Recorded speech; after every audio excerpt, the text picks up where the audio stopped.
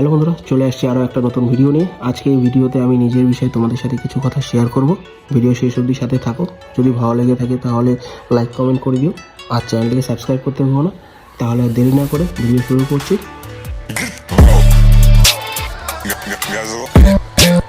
তো বন্ধুরা, যেটা বলছিলাম নিজের বিষয়ে, আমার নাম সাগর দেব, বাড়ি আমার ওয়েস্ট বেঙ্গল আলিপুরদুয়ারে।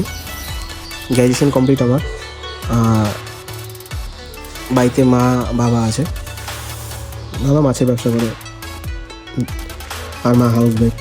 যেটা এখন বর্তমানে আমাদের কারেন্ট সিচুয়েশন যদি বলে থাকি, আমি নিজেও একটা প্রাইভেট কোম্পানিতে আমি জব করছি। গত 14 বছর ধরে আমি প্রাইভেট কোম্পানিতেই আছি। হ্যাঁ, একটা কোম্পানিতে নেই, 2-3টা কোম্পানি মিলিয়ে 14 বছর ধরে প্রাইভেট লাইনেই আছি আমি, সেলস লাইনে। যাই হোক, আমার বিষয় বলতে আমার যতটা জবের জন্য বাইরে বাইরে থাকা, অতটা আমার নিজের হোমটাউনেও থাকা হয়নি। কারণ কি 2018 থেকেই আমি বাইরে বেরি। 2018তে আমি পন্ডিচেরি, দেন 2020 থেকে 2022 অবধি শিলিগুড়ি, তারপর 2022 থেকে 2026 অবধি আলিপুর কোচবিহার। এখন বর্তমানে আমার ওই পোস্টিং এবার ট্রান্সফার হয়ে গেছে। যাই হোক, সেটা বড় কথা না, কিন্তু ওই যে বললাম, নিজের হোমটাউন থেকে বাইরেই বেশি থাকা হয়েছে। সত্যি বলতে 2018তে যখন আমি পন্ডিচেরি গিয়েছিলাম, পন্ডিচেরি শহরটা সত্যিই খুব সুন্দর। আমার নিজের দেখা একটা ছোট্ট স্টেট, একটা ছোট্ট সিটি, নিজের মধ্যেই সব কিছু। আমার মনে আছে যখন ফিফা ওয়ার্ল্ড কাপ হচ্ছিলো, তখন ওই পন্ডিচেরির বিচে বড় জায়েন্ট স্ক্রিনে খেলা লাগিয়েছিল।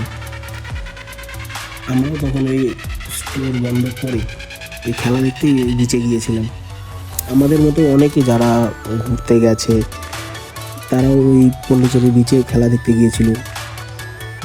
আর সব থেকে বড়ো কথা, ওখানকার পরিবেশটা, ওখানকার পরিষ্কার পরিচ্ছন্ন, সব কিছুই এ ক্লাস। আমি নিজে ওখানে একটা বছর থেকেছি।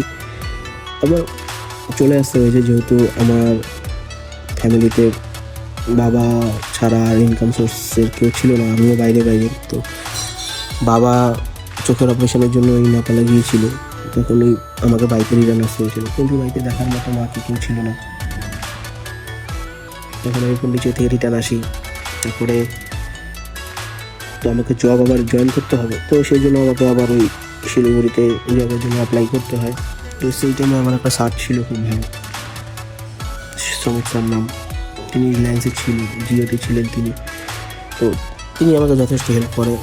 তিনি আমাকে ওই সিচুয়েশানে আমাকে উনি জবে জয়েন করিয়ে দেন। আর ওখানকার সবথেকে বড়ো কথা, শিলিগুড়িতে যারা স্টাফরা ছিল, আমাদের একটা টিম ছিল শিলিগুড়িতে, ভেনাস মোড়ে আমাদের স্টোর ছিল, জিও স্টোর, রিলায়েন্সের স্টোর ছিল। ওখানে 4 জন ছিল, দেবব্রত, শুভম, সৌম্যজিৎ, নাম মনে আছে আমার এখনও। এদের সাথে কাটানো প্রতিটা সময়। সপ্তাহে আমাদের একটা দিন করে গ্রুপ থাকতো। আমার ওই একটা দিন তবে আমি মাসে 2 থেকে 1 বার হয়তো আমি খুব বাড়ি আসতাম, খুব জোর। তাছাড়া আমি শিলিগুড়িতেই থাকতাম। সপ্তাহে একটা দিন আর ইচ্ছা করে না বাড়িতে এসে আবার রিটার্ন যাওয়া, শরীরের একটা ধকল, আবার গিয়ে ওই সকাল সকাল ডিউটি জয়েন করা। তার থেকে হলো আমি মাসে 1 থেকে 2 দিনের জন্য আসি, থাইকে যাই। ওটাই আমার কাছে বেস্ট। ঘন ঘন আসা হয় না। এটা হচ্ছে 2020, 21, 22 এইসবের কথা। এখন তো বর্তমানে আমি বাড়িতেই আছি, মা বাবার সাথেই থাকি। আর নিজের বলতে এখন নিজের এই মোটো ব্লগটাই আর এই ডেলি লাইফটাই এখন ইউটিউবে ভিডিও আপলোড এগুলোই চলছে। দেখি কতদূর এগিয়ে যেতে পারি। তাছাড়া কাজ তো করছি, চেষ্টা করতে থাকি সব কিছু নিয়ে। আর কি বলবো বন্ধুরা, বলার মতো তো অনেক কিছু আছে, কিন্তু কিছু জিনিস আছে মনে করি যে আমি না বললেই ভালো।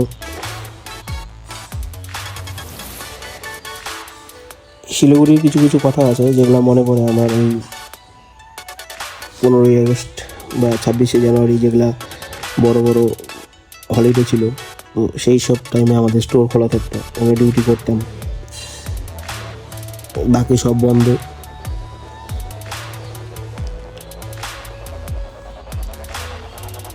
রাত 2-2:30 বাজে যখন আমরা স্টোর বন্ধ করে হিসাব করে আসি, ভেনাস মোড়ে পুলিশ দাঁড়িয়ে থাকে।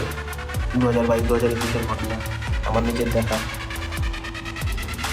প্রাইভেট কোম্পানিতে রিলায়েন্সে অ্যাকচুয়ালি কোনোদিনও স্টোর বন্ধ হয়ই না।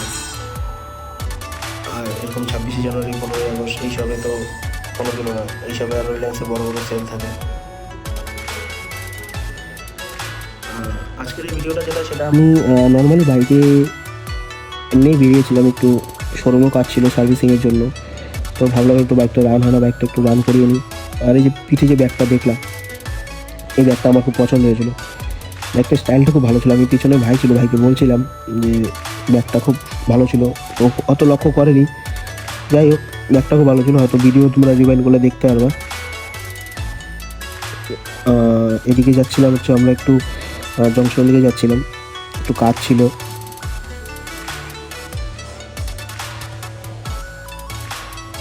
যেটা বলছিলাম বন্ধুরা, তো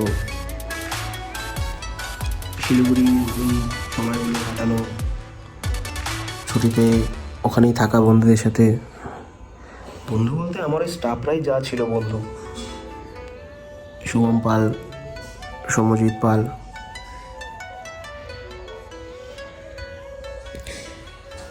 ওখানে যখন আমি ছিলাম তখন আমি আমার মাকে ফোন করতাম, যখন কোনো কিছু নতুন কিছু রান্না করার জন্য, বা যে রান্না পারতেছি না এই জিনিসটা এখানে প্রায় গেছি, মাকে ফোন করতাম, মা হেল্প করতো। এটা নর্মালি শিলিগুড়িতে না, যখন আমি পন্ডিচেরি ছিলাম তখনই আমার মা আমাকে বলে দিত যে এটা এখন দে। তো যদি রান্নার বিষয়টা বলো, আমি আমার মা থেকে ফোন করলে বলে শিখছি। সামনাসামনি বাড়িতে করতাম না, কিন্তু যখন আমি একা থাকতেই হবে, যখন আমাকে একা পন্ডিচেরিতে, যখন আমি একা, আরও বাঙালি ছিল রুমমেটরা, কিন্তু ওই যে আমার ছুটির দিনে আমাকে রান্না করতে হবে, এখন রান্না করতে হলে তো রান্না জানতে হবে। সেক্ষেত্রে আমি আমার মাকে ফোন করতাম, মাকে বলতাম যে এটা কী রান্না করবো। মা বলতো যে এটা রান্না করা সহজ হবে, শর্টকাটে। এই তখন থেকে আস্তে আস্তে এই মা বলে এটা রান্না করতাম।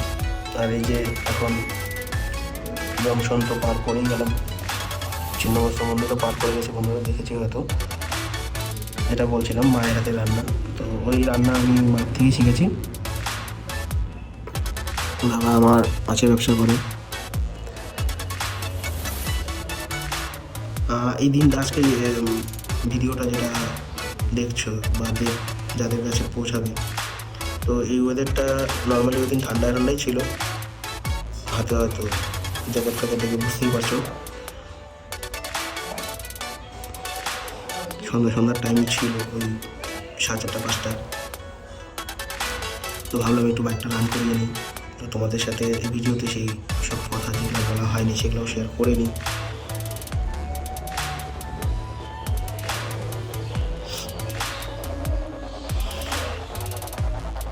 এখানে আমি বলছিলাম যে রেলবাজারে এই টাইমে এই রাস্তাটা ফাঁকাই থাকে, ভাইকে বলছিলাম তখন আমি। আর এই যেটা বলছিলাম ফাঁকা, দেখলেই তো ফাঁকা রয়েছে।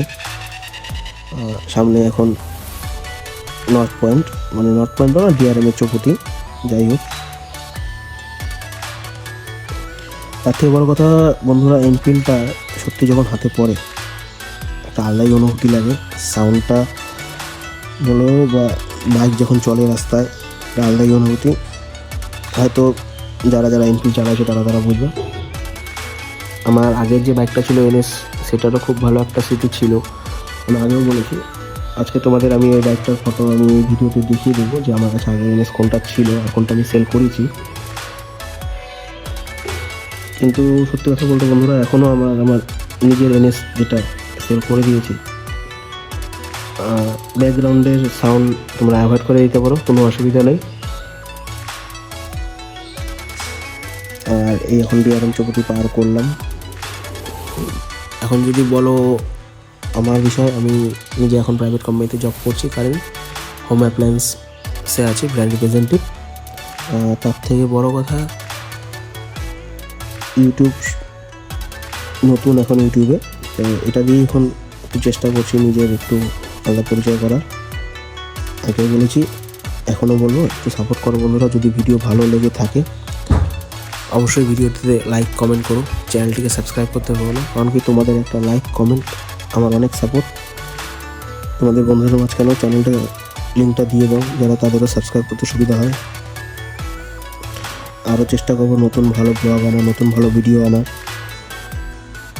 ভয়েস ওভার খুব একটা থাকবে না, নিজের লাইভ রেকর্ডিংই থাকবে, চেষ্টা করব। ভিডিওটা কেমন লাগলো না লাগলো লাইক কমেন্ট করে জানাও, চ্যানেলকে সাবস্ক্রাইব করতে ভুলো না। দেখা হচ্ছে নেক্সট ভিডিওতে।